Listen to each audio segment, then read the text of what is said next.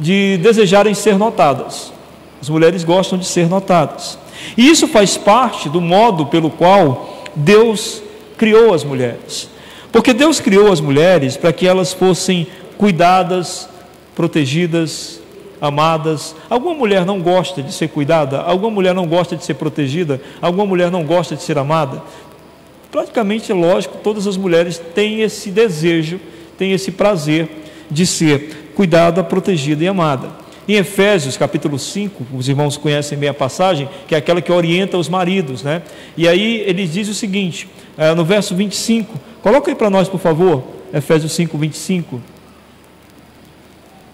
No verso 25 diz assim: maridos, amem suas mulheres, assim como Cristo amou a igreja e entregou-se a si mesmo por ela. Veja como Deus pede que os maridos amem as mulheres, e não só as amem, mas que eles possam tratá-las como Cristo amou a igreja, como Cristo deu a vida pela igreja, porque o que Cristo fez por nós, a igreja, Ele deu a vida dele pela igreja. Então, aí mostra-nos que a mulher, ela tem essa necessidade desse cuidado, desse carinho, desse amor, desse afeto, dessa proteção. Veja o que diz o verso 28 do mesmo capítulo. Verso 28. Da mesma forma, os maridos devem amar as suas mulheres como a seus próprios corpos. Quem ama a sua mulher, ama a si mesmo. Então note que Deus pede ao marido que ame a mulher como se ele amasse o próprio corpo dele, como se ela fizesse parte do corpo dele. Então note a necessidade da mulher de afeto. E aí é dentro dessa necessidade que nós entendemos que a mulher, lógico, gosta de ser notada, porque ela tem essas carências de afetividade, essa necessidade de cuidado, de amor. E eu sei que, embora, por conta do pecado que entrou na humanidade, a mulher tem adquirido também a tendência de disputa com o homem. A gente sabe aí que existe o feminismo, que foi crescendo com o passar do tempo, e o feminismo nada mais é do que uma atitude anti-feminilidade. A feminilidade o que é? É a mulher como ela foi criada por Deus para a glória de Deus, sendo mulher, tendo prazer em tudo aquilo que Deus deu a ela por ser mulher. O feminismo já é o inverso disso, né? É um desejo de uma igualdade com o homem que acaba tirando a feminilidade da mulher. Aspectos que são propriamente da mulher são retirados para tentar ser igual para igual com o homem, né? Então é uma coisa que perde meio o sentido. Mas isso é bíblico, né? Porque quando o pecado entrou no mundo, em Gênesis 3,16, diz assim: seu desejo, Deus falando para a mulher sobre uma das consequências do pecado, né? Seu desejo será para o seu marido e ele a dominará. Ou seja, o que Deus está dizendo é que haveria conflitos entre o homem e a mulher. E é interessante como o texto fala no hebraico original, é que o texto lá não diz seu desejo será para o seu marido, mas diz o seguinte: você desejará dominar o seu marido, por causa do pecado, né? Quer dizer, Deus criou uma estrutura, né? O marido cuidar da mulher, mas por causa do pecado a mulher vai tentar dominar o marido. Ou seja, as estruturas serão completamente bagunçadas, né? E a gente vê que o pecado faz tudo isso, né? Existe uma estrutura familiar, por exemplo, onde existe o pai, a mãe e os filhos. Dentro da estrutura bíblica, o pai é o cabeça que supre as necessidades da mãe e dos filhos. Hoje em dia essa estrutura está totalmente descontrolada, né? Às vezes os filhos controlam o pai e a mãe fica aqui embaixo, ou os filhos controlam o pai e a mãe, enfim, essa é a consequência do pecado. Mas esse é o primeiro aspecto. A mulher então ela gosta de receber atenção, porque ela na verdade foi criada para que o homem desse a ela a devida atenção. Então quando a mulher não recebe a devida atenção, é sinal de pecado por parte do homem. Mas aí vem um segundo aspecto. A nossa cultura sensualizada, e a nossa cultura é totalmente sensualizada, ela faz com que as mulheres muitas vezes aceitem a condição de ser notadas, não como Deus gostaria que elas fossem notadas, mas elas aceitam a condição de ser notadas como produtos. Elas aceitam a condição de ser notadas e admiradas pelas questões físicas dela, pela postura física dela, e não por aquilo que ela é, que é o que Deus gostaria que fosse. Então percebam como uma coisa encaixa na outra, né? Primeiro aspecto, a mulher é criada sim para a atenção do homem, amém? Mas por causa do pecado, a mulher acaba entrando nessa cultura da sensualização e ela quer atrair a atenção do homem, não por fato de ser mulher, mas atrair a atenção do homem através da pura e simples sensualidade. Daí porque o apóstolo Paulo trata com as mulheres a questão das roupas, certo? Aí vem o terceiro aspecto, que é o pecado da vanglória, que faz com que as mulheres queiram se parecer mais atraentes do que as outras, como se fosse uma competição, né? É interessante que a mulher não está muito preocupada às vezes com o que o homem pensa sobre o que ela vestir, ela está preocupada com a outra mulher. Se a outra achar ela bonita, está beleza. Às vezes o homem é o mínimo nesse aspecto de vestimenta da mulher, ela está preocupada com o que a outra pensa sobre ela. Então esse terceiro aspecto é o aspecto mais pecaminoso ainda, que é o aspecto da vanglória. Pois bem, visto esses três aspectos, a gente tem que pensar primeiro o seguinte: homens de nossos dias estão todos conduzidos sempre por essa visão da sensualidade, e a questão da forma de se vestir pode fazer com que as mulheres achem que essa é a melhor forma de ser bem vista ou de ser atrativa para um homem, ou seja, de maneira insinuadora e sedutora. E aí também entra a questão do homem, que o homem também não foge disso. O homem também pode achar que a melhor forma de atrair uma mulher seja pela maneira insinuadora e sedutora. Há homens que têm, por exemplo, uma doença psicológica chamada síndrome de Dom Juan, que é o cara que não quer ninguém, mas ele conquista todo mundo, mas não quer ninguém, ele só quer conquistar. Isso é por causa do pecado da sensualização da nossa cultura. A nossa cultura, essa cultura que nós vivemos, acredita mesmo que nós devemos conquistar uns aos outros apenas pela sensualidade, e nada mais do que isso. Ninguém quer saber quem é a pessoa, mas se ela é bela e se ela se demonstra insinuar e seduzir, é o suficiente. É assim que tem se definido a cultura dos nossos dias. Não é fácil ser crente nos nossos dias. Talvez os nossos dias sejam os dias mais difíceis de ser crente, de todos os tempos, de toda a história da humanidade. Obviamente, Deus não é contra as mulheres se fazerem belas, de jeito nenhum. Até porque, por exemplo, a mulher de caráter nobre, que é colocada lá em Provérbios capítulo 31, ela se vestia com roupas coloridas e de boa qualidade, diz o texto no verso 22. Da mesma forma, tem a noiva de Cantares de Salomão, sabe, Cantares de Salomão, que Salomão se dirige a uma noiva, e ela também se enfeitava com muitas joias e brilhantes, diz o texto lá em Cantares de Salomão, por exemplo, no capítulo 1, no versículo 10, se você quiser ver em casa depois. Esther, lembra de Esther, da rainha Esther? Ela fez um tratamento de beleza por 12 meses. Que mulher não queria isso, hein? 1 ano de tratamento de beleza Esther fez. Pois bem, então a questão não é que Deus não queira que as mulheres sejam belas, muito pelo contrário. Deus criou as mulheres com esse sentimento de desejar ser belas, e isso faz muito bem a qualquer mulher. A mensagem de hoje talvez fale muito com as mulheres, mas é importante que os homens fiquem bastante atentos a ela. É como, por exemplo, quando a gente fala de promiscuidade e pornografia. Geralmente a gente quase não cita as mulheres, mas cita muito os homens, né? Porque os homens é a questão do instinto pelo que vê. E aqui a questão das roupas das mulheres é a questão de seduzir para atrair. Por isso, voltados tanto para as mulheres. Então o texto de 1 Timóteo capítulo 2, verso 9, ele dá uma direção a mulheres cristãs. E eu queria que você prestasse atenção nisso. A Bíblia não foi escrita para o mundo, não. A Bíblia foi escrita para a igreja.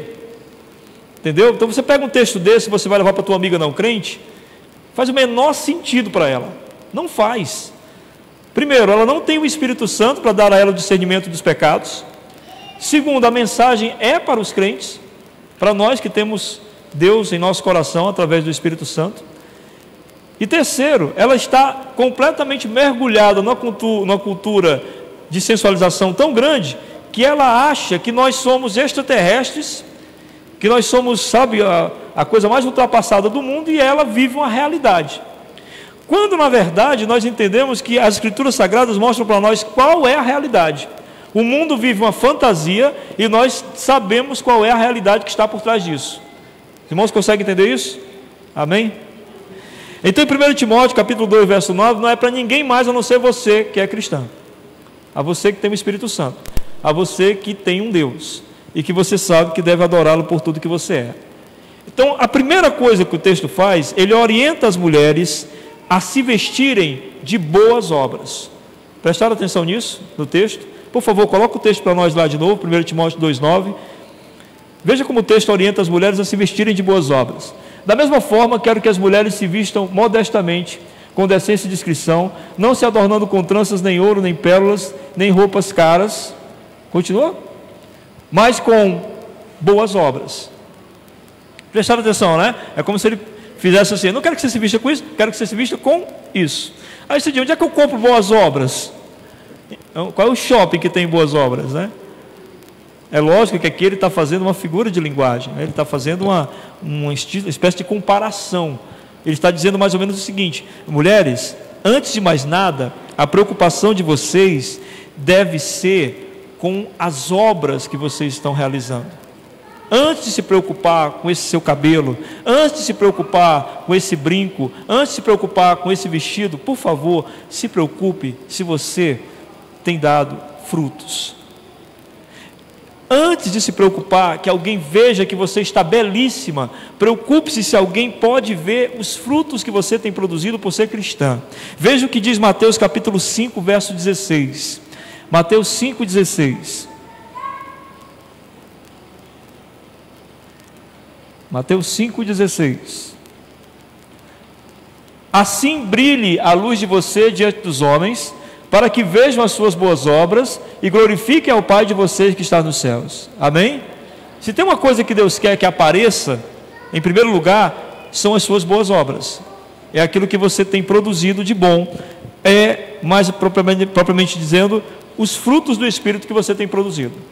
Deus não se incomoda em você ser notada, desde que aquilo que esteja chamando a atenção para você sejam os frutos do Espírito que você manifesta, em primeiro lugar. Amém? Antes de verem qualquer coisa em você, vejam os frutos do Espírito. Quando você busca chamar a atenção pela sua sensualidade, você está dizendo que isso é a única coisa que você tem a oferecer. Vocês compreendem isso? Quando você procura chamar a atenção pela sua sensualidade, você está dizendo para as pessoas que isso é a única coisa que você tem a oferecer. As mulheres de nossa geração, elas estão se deixando levar por essa falsa ideia de que o valor da mulher se resume à estética. É impressionante. Elas estão se deixando levar por essa ideia de que se elas não são belas como a cultura dos nossos dias diz que elas devem ser, elas acabam até se deprimindo. Aliás, quantas mulheres eu já aconselhei se deprimindo porque não correspondem àquilo que a cultura pede que elas sejam? Ou seja, essas pessoas estão se tratando como produtos sendo oferecidos continuamente na sociedade. Homens, preste bastante atenção a isso. Homens à procura de belos corpos não valorizam sentimentos. Eles buscam relacionamentos superficiais que não suportarão a passagem dos anos. Homens que buscam corpos perfeitos não buscam pessoas para se relacionar, buscam produtos para serem usados ou exibidos para os outros amigos. Então, se você está buscando um relacionamento sério, e você começa esse relacionamento pela sua sensualização, você está dizendo para aquele homem que o que você tem a oferecer a ele é isso. E quando isto que você tem a oferecer não for mais agradável aos olhos dele, ele tem todo o direito, entre aspas, de dizer não para você, porque ele aceitou aquilo que você ofereceu, que foi nada mais, nada menos do que o seu corpo. A mulher de Deus atrai um homem de Deus e vice-versa. Amém? Porque esses homens se achegam a essa mulher e essa mulher se achega a homens que demonstram a ela que tem Cristo, que demonstram a ela frutos do Espírito. E aí essa mulher sente muito desejo de estar próximo a esse homem, porque ele tem sentimentos semelhantes ao de Cristo. Ele tem características semelhantes a de Jesus. E esse homem tem muito prazer de estar próximo dessa mulher, porque ela tem características semelhantes a de Jesus. Alguém já me disse uma vez, numa palestra que eu dei há muitos anos atrás, uma pessoa falou, disse: mas pastor, ninguém casa com uma mente, com o cérebro, a gente casa com o corpo. Eu disse: sim, mas se o corpo não tiver mente e cérebro voltados para Cristo, o casamento não dura muito tempo. A segunda coisa do texto é que ele orienta a não perder o foco em glorificar a Deus.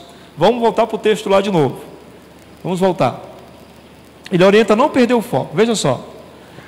Da mesma forma, quero que as mulheres se vistam modestamente, com decência e discrição, não se adornando com tranças, nem ouro, nem pérolas, nem roupas caras. Ele usa esse exemplo das tranças, ouro, pérolas, roupas caras, porque ele quer mostrar para a gente que isso faz a gente ficar meio deslumbrado. As mulheres se deslumbram muito com isso, com essas coisas. Então, como elas se deslumbram muito com isso, isso pode tirar o foco, que é saber que está vivendo para a glória de Deus, e se preocupar em demasia com essas coisas. Sabe aquela coisa, que a gente faz até piada, né? A mulher abre o guarda-roupa: eu não tenho uma roupa para vestir, né? Porque a mulher gosta, ela se encanta com aquilo meio que tira o foco dela. E a gente vive numa cultura hedonista e materialista. Isso influencia muito a vida da gente. Hedonismo, para você que não sabe o que é um modo de viver em que você centraliza a sua vida só no prazer, e no prazer egoísta. Então, nós vivemos muito essa cultura de sentirmos prazer e um prazer egoísta. Então, dentro desse contexto, é muito comum a mídia, para vender, alimentar o nosso ego. Você vai ficar muito linda nisso. Sabe, quando você vai comprar um vestido, uma coisa, a vendedora vai dizer isso para você. Você vai ficar belíssima, você vai arrasar lá, não vai ter ninguém melhor do que você. Já ouviram isso, né, mulheres? Por que isso? Porque é uma forma de alimentar o hedonismo e o materialismo. E você acaba se encantando por isso, e você acaba se envolvendo nisso de tal forma que você acredita mesmo que isso conduz à sua existência, que isso faz de você melhor. As roupas femininas são particularmente algo que controla muitas emoções das mulheres.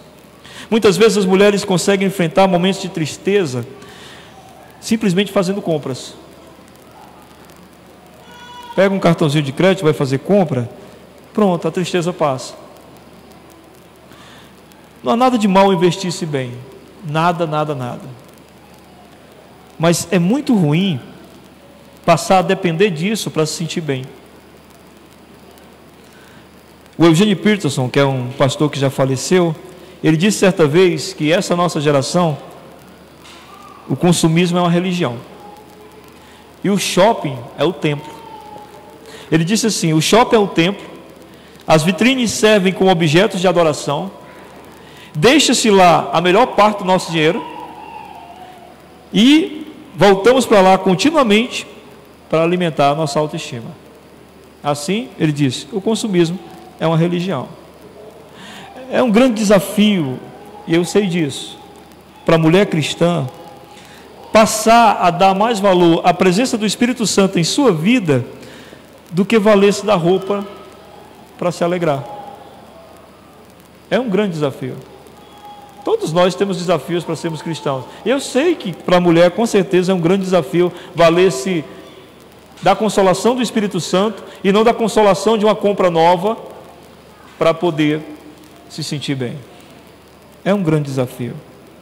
É um grande desafio para a mulher querer atrair a atenção de alguém por aquilo que ela é, simplesmente, e não por alguns atributos físicos que ela tem. Então, que Deus ajude, né? Você, mulher, que ama o Senhor Jesus, a confiar absolutamente nele, no cuidado dele, no consolo dele, na misericórdia, no amor dele acima de tudo. Porque o Senhor diz, quando você estiver triste, recorra a ele. Amém? Não busque elogios em rede social, em fotos seminuas.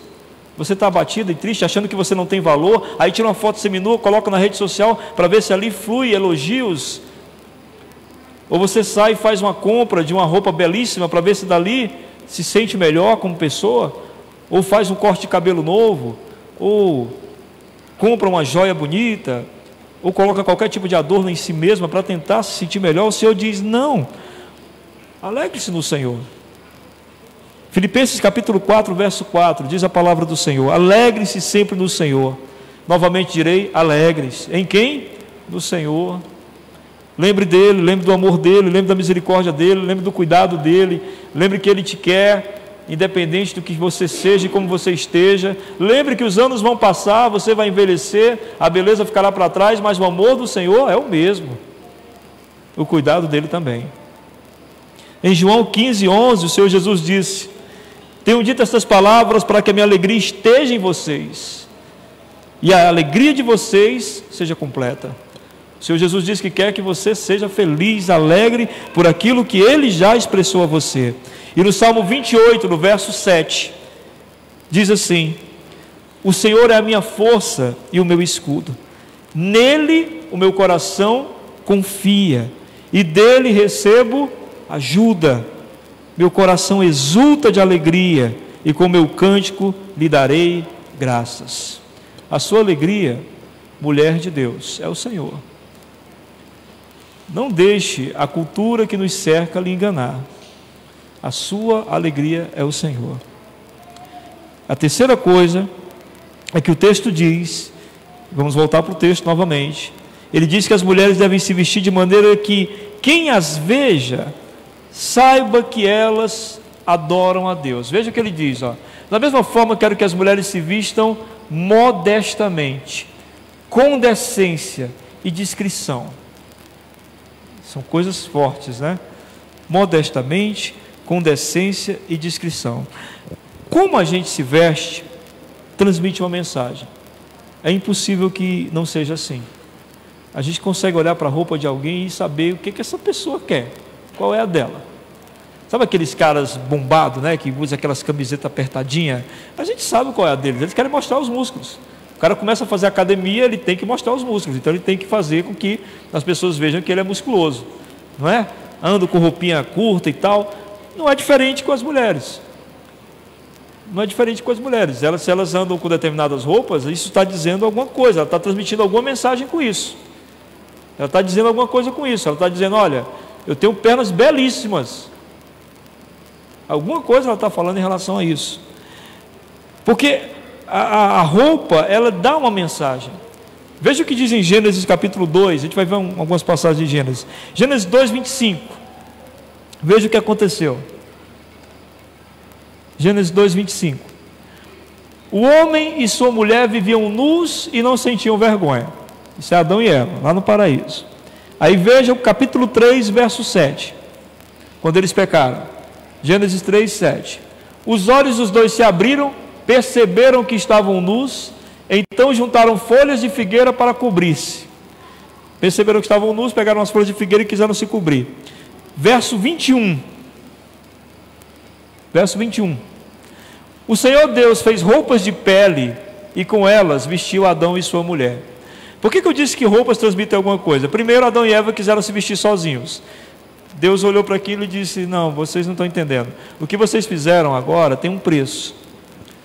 E o preço é o preço do pecado. Vocês me desobedeceram e isso tem um preço de culpa. E o preço da culpa qual é? Agora sangue inocente terá que ser derramado para libertar vocês do pecado. E aí o sangue inocente, primeiro a ser derramado, qual foi? Foi do animal que o Senhor sacrificou para fazer roupas de pele para eles. A roupa sempre transmite alguma coisa. As roupas de Adão e Eva transmitiam então a necessidade de um sacrifício para cobrir uma culpa. As nossas roupas transmitem alguma coisa. A gente quer dizer alguma coisa. A gente compra uma camisa bonitona, de marca, que ninguém tem, e que custa quase R$600, a gente está dizendo para as pessoas: eu tenho dinheiro, eu posso, né? Eu não compro em feira e nem a camiseta da campanha de missões, não é? A gente está dizendo alguma coisa com a roupa que está vestindo. Nossas roupas, e agora entra bastante os homens nisso, nossas roupas podem ser instrumentos que simplesmente nos deixam confortáveis e nos fazem se sentir bem.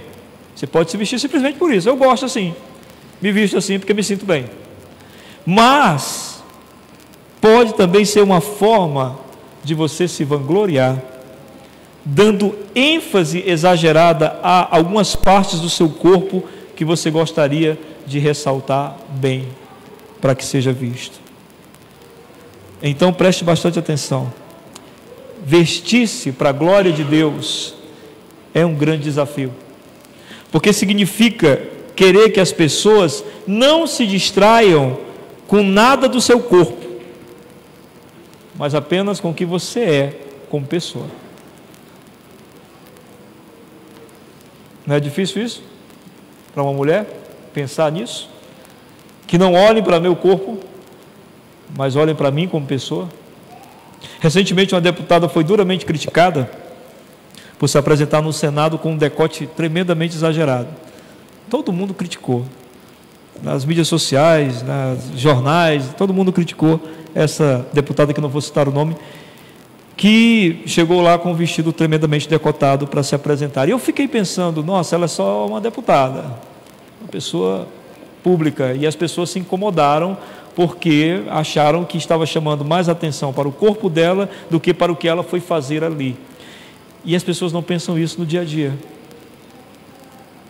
E aí eu estou falando tanto de homens como de mulheres, que querem exibir alguma parte de seus corpos, esquecendo-se que muitas vezes as pessoas vão esquecer completamente quem ela é, para olhar somente para aquilo que ela quer destacar. Então quero concluir com 3 formas de nos vestirmos para a glória de Deus. Amém? Primeiro, nos vestimos para a glória de Deus quando o que vestimos não tira a atenção para o que realmente importa. Amém? Se o que eu visto tira a atenção para o que eu quero transmitir, então é melhor não vestir, porque está tirando a atenção do que eu quero transmitir. Então você, mulher, precisa pensar nisso. O que você quer transmitir? Porque se você quer transmitir sensualidade, então você tem que fazer uma escolha. Ou você transmite sensualidade, ou você transmite os frutos do Espírito que estão em você, e você torna-se bela de dentro para fora. Amém? Segunda coisa, nos vestimos para a glória de Deus quando não nos valemos do que vestimos para nos colocar acima de ninguém. Não usamos nenhum tipo de roupa para dizer para os outros que somos melhores do que eles. Porque todo mundo sabe que, às vezes, da forma que nós nos vestimos, nós queremos apenas dizer para os outros que somos superiores a eles. Todo tipo de vanglória o Senhor abomina. Todo tipo de orgulho o Senhor abomina. Nós precisamos, então, nos vestirmos para a glória de Deus, sempre tendo no entendimento o seguinte: eu não estou vestindo isso porque eu quero ser melhor do que os outros, e nem estou vestindo isso, e aí vem a terceira coisa, eu não estou vestindo isso de maneira simples e modesta para julgar os outros. Eu estou vestindo isso porque eu gosto que olhem para mim a partir do que sou e não de nada físico que estou exibindo. Então, para definir, para a gente concluir, é importante que as mulheres entendam isso. Nós, como cristãos, devemos, em primeiro lugar, dar ênfase àquilo que somos e não àquilo que materialmente ou fisicamente as pessoas veem. Porque é assim que o mundo age: a concupiscência dos olhos, a concupiscência da carne e a soberba, ou seja, o orgulho das coisas dessa vida. Essas 3 coisas são as 3 coisas que nós evitamos e abominamos, porque vivemos para a glória de Deus. Amém? Nunca podemos esquecer isso. Não é só com as mulheres, é com todos aqueles que se dizem cristãos. Amém? Muito bem, meus irmãos, vamos orar. Hoje não tivemos oração porque as crianças não puderam sair. Samira chegou tarde. Foi você não, né? Eu estou brincando contigo, sabia que não era você. Então vamos orar, encerrar o nosso culto.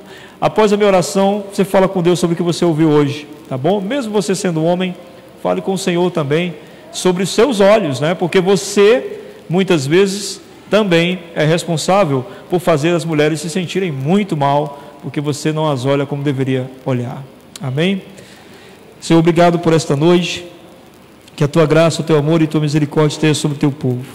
Que o amor de Deus, a comunhão do seu Santo Espírito e a graça do nosso Senhor Jesus Cristo esteja derramada sobre todo o povo de Deus, agora e para todo sempre. Amém.